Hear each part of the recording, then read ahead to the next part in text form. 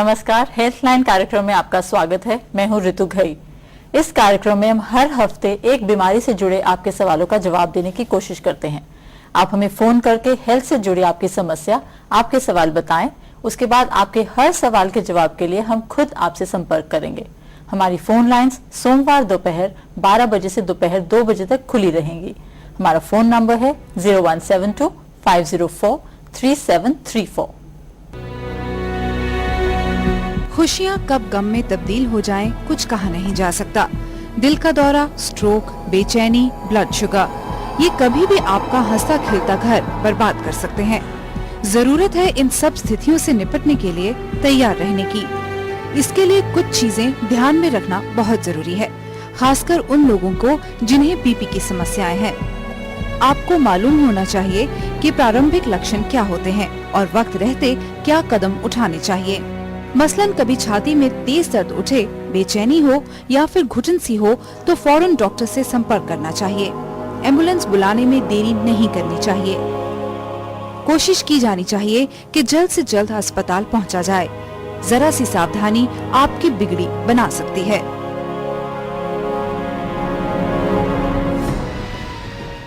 जैसा आपने देखा, आज हम बात करने जा रहे हैं मेडिकल इमरजेंसीज की। दिल का दौरा, स्ट्रोक, लो ब्लड शुगर की। अचानक कभी भी आपका इन इमरजेंसी से वास्ता पड़ सकता है। इन हालात में आपको क्या करना चाहिए और कैसे वक्त रहते कदम उठाने चाहिए, ये आपको बताएंगे डॉक्टर आशीष भल्ला, जो पीजीआई के इमरजेंसी डिपार्टमेंट के इंचार्ज हैं। Welcome to the studios doctor Bhalla. Doctor Bhalla, हमें बताएं कि फर्स्ट एड की इमरजेंसी सिचुएशंस में क्या इंपॉर्टेंस रहती है? जो लोग सफ़र कर रहे हैं हार्ट डिजीज से, शुगर से, या जिनको ब्लड प्रेशर, डायबिटीज की शिकायत है, एटलीस्ट उनके घर वालों को, उनके साथ रहने वालों को इन चीज़ों की कॉम्प्लिकेशंस, इन चीज़ों की फर्स्ट एड के बारे में जागरूकता रखना बहुत ज़रूरी है। क्योंकि अगर वो टाइम से एक्ट करेंगे तो पोटेंशियली एक जानलेवा बीमारी से वो अपने रिलेशंस को, जान पहचान वालों को बचा सकते हैं। यहाँ से अगर हम शुरू करें तो प्रोबेबली हम इसको बाकी लोगों तक भी पहुंचा सकें। जो आम आदमी अगर सड़क पे खड़ा है, उसके सामने अगर कुछ हो जाता है तो उसको उस सिचुएशन में क्या करना चाहिए उसको भी पता होना चाहिए। हमें मालूम नहीं होता, हमें इसका पता नहीं होता है। पर अगर ये नॉलेज हो तो हम उसके बारे में उसको पोटेंशियली एक जानलेवा चीज को हम बचा सकते हैं। कितने प्रतिशत फर्क पड़ता है कि उसको फर्स्ट एड एक पेशेंट को मिल गई है?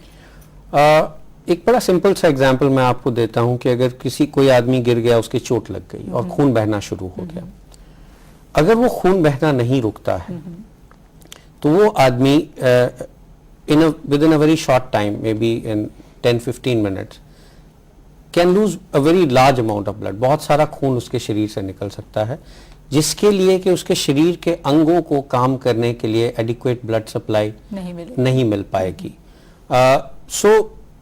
अगर सिंपल प्रोसीजर, एक लोकल प्रेशर जहां से खून निकल रहा है या जहां से खून निकल रहा है दिल की तरफ, उस चीज को अगर हम बांध दें, पकड़ लें, तो काफी हद तक खून का बहना रोका जा सकता है, और जो कि उसके लिए जान बचाने लायक हो सकता है। दूसरी चीज, अगर कोई एक डायबिटिक है या कोई एक आदमी बेहोश हो जाता है, तो सबसे इंपॉर्टेंट चीज होती है, जब भी आदमी नीचे सड़क पे गिर गया तो अपनी खुद की टंग पीछे फॉल बैक हो जाती है और आपके सांस को रोक सकती है। एक बड़ा सिंपल प्रोसीजर है कि आप उसको लेटरल साइड में टर्न कर दें, उसको साइडवेज टर्न कर दें, लेफ्ट साइड या राइट साइड टर्न कर दें।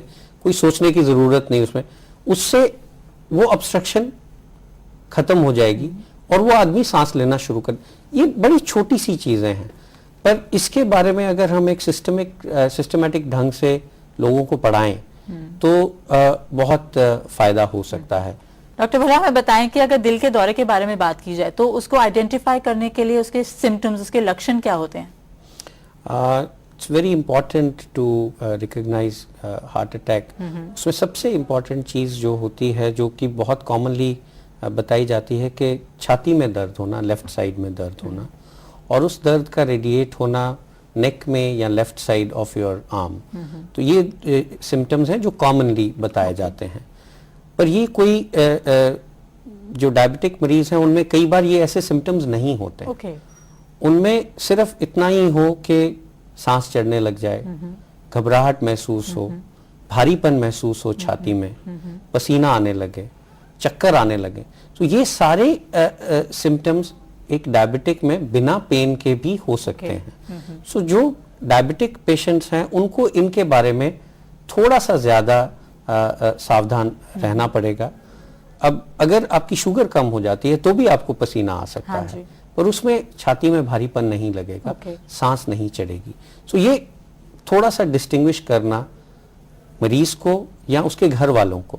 और अगर आपको समझ में नहीं आ रहा है तो इट इज ऑलवेज वाइज कि आप जो डॉक्टर हो नजदीक उनको यहाँ बुलाएं, या अगर मरीज को वहां लेके जा सकें तो लेके जाएं। पर अगर कोई अकेला है तो उसको अपने साथ कैसे डील करना चाहिए? This is a very important thing. Again normally जो भी पेशेंट हार्ट डिजीज के होते हैं या डायबिटिक्स होते हैं उनके पास डिस्प्रिन या एस्पिरिन की गोली जरूर होती है। जो हार्ट अटैक के पेशेंट्स होते हैं या हार्ट डिजीज के पेशेंट होते हैं उनके पास सॉर्बिट्रेट या नाइट्रोग्लिसरीन की गोली जरूर होती है। अगर नहीं होती है तो उनको जरूर अपने पास रखनी चाहिए। और इनफैक्ट मैं ये कहना चाहूंगा कि उनको ये गोलियां अपने पर्स में रखनी चाहिए या अपनी जेब में रखनी चाहिए, हमेशा हरदम अपने साथ। तो जैसे हल्की सी भी अगर फीलिंग आपको हो, फीलिंग महसूस होती है तो आप वो खुद गोली अपनी जबान के नीचे रख लें। एस्पिरिन एक ऐसी दवाई है जो कि सबसे जल्दी एक्ट करना शुरू करती है। It starts acting within first 15-20 minutes. और Sorbitrate again starts acting, it has to be जीभ के नीचे रखनी होती है। अगर आपको नहीं समझ में आ रहा आप उसको चूस लें। अगेन अब्जॉर्प्शन जल्दी होती है, it starts acting faster. So these are the things which we want. That's why aspirin is also called the wonder drug. It is called the wonder drug. It is called the life-saving drug because strokes में, heart attack में दोनों तरफ ही ये काम करेगी। So that is very important. यहाँ पे एक बात और मैं कहनी चाहूँगा कि हार्ट डिजीज के या डायबिटीज के मरीजों को अपनी इमरजेंसी ड्रग्स के बारे में या अपनी प्रॉब्लम के बारे में लिख के अपनी जेब में रखना जरूर चाहिए। अगर कोई बेहोश हो जाता है आपके सामने, आपको पता नहीं उसको हार्ट की प्रॉब्लम है, वो आपको बता नहीं पाता, वो इतनी सीवियर पेन में है, तो अगर आपकी जेब में या आपके पर्स में कुछ कार्ड हो तो कोई आपको हेल्प करने वाला वो उसको कार्ड को देख के ही समझ सकता है कि इमरजेंसी में आपको क्या दवाई देनी चाहिए। तो वो चीजें जो कि अभी यहाँ पे नहीं है हमारी कंट्री में, may be with literacy catching up these things would catch up. Like a broad wrist band होता है जिसके अंदर आपकी सारी इंफॉर्मेशन आपकी मेडिकल डिटेल है।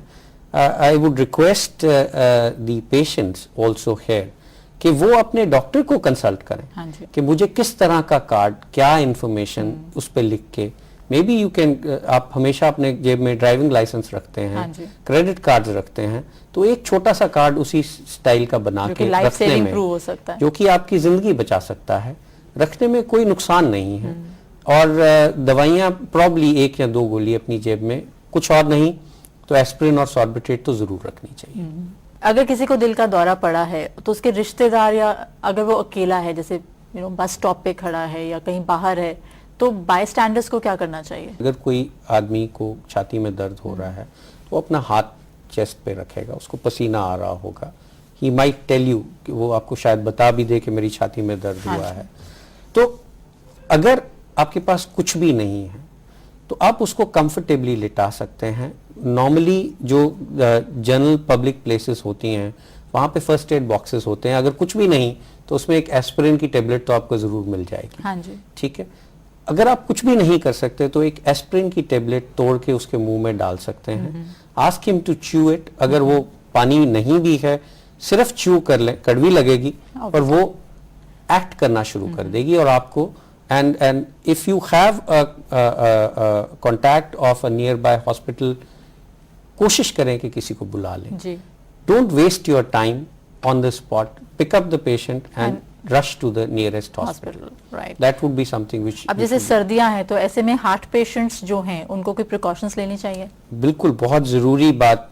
मैं ये बात कहना चाहता था थ्रू दिस चैनल कि जैसे जैसे सर्दी बढ़ती जाएगी तो लोग सोचते हैं कि अर्ली मॉर्निंग सैर करना बहुत फायदेमंद होता है, बट हम ये भूल जाते हैं कि अर्ली मॉर्निंग ठंड बहुत ज़्यादा होती है, और जब आप सर्दी में सैर करने जाते हैं तो आपकी बॉडी को, आपके हार्ट को ज़्यादा काम करना पड़ता है आपकी बॉडी की सर्कुलेशन मेंटेन करने के लिए, आपकी बॉडी में गर्मी मेंटेन करने के लिए, जो कि एक नॉन हार्ट डिजीज के पेशेंट को या एक डायबिटीज के पेशेंट को ये एक कारण बन सकता है एक हार्ट अटैक होने का।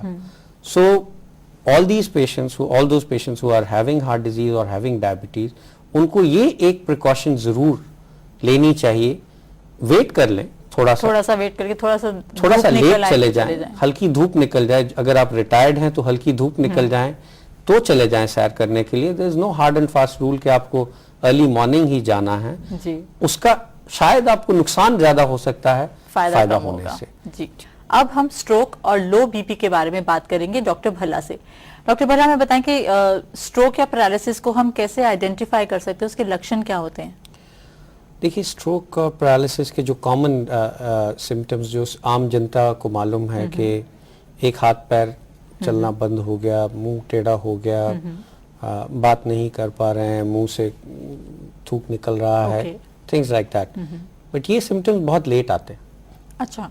दे may be developing over a period of time, and they are normally the end result of what is happening. And when we're talking period of time, तो कितना पीरियड होता है?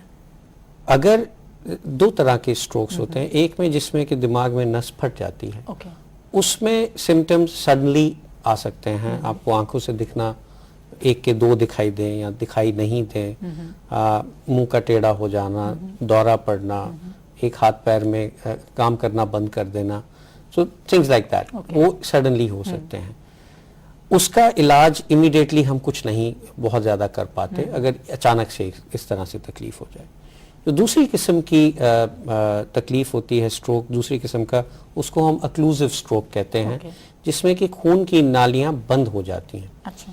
और वो नॉर्मली सडनली भी develop हो सकते हैं, पर कॉमनली वो धीरे धीरे डेवलप होते हैं। हाथ पैर में टिंगलिंग या चींटियां चलना, उस तरह से महसूस होना, पैर में सबसे दूर जो पार्ट हैं पैर के या हाथ के, उनमें काम करना, उनका थोड़ा थोड़ा बंद हो जाना, या एकदम से एक पहले पैर का बंद हो जाना, फिर हाथ का बंद हो जाना, बाद में धीरे धीरे बढ़ के वो मुंह का टेढ़ा हो जाना। ये ऐसी चीज है जिसमें कि अगर हम जल्दी उसको पहचान लें और जल्दी उस पर एक्ट करें तो उसमें परमानेंट डैमेज होने से हम बचा सकते हैं। पर इसमें एक सबसे इम्पोर्टेंट चीज ये है कि हमारे पास टाइम लिमिट बहुत कम है। टाइम लिमिट हमारे पास सिर्फ 3 घंटे की है।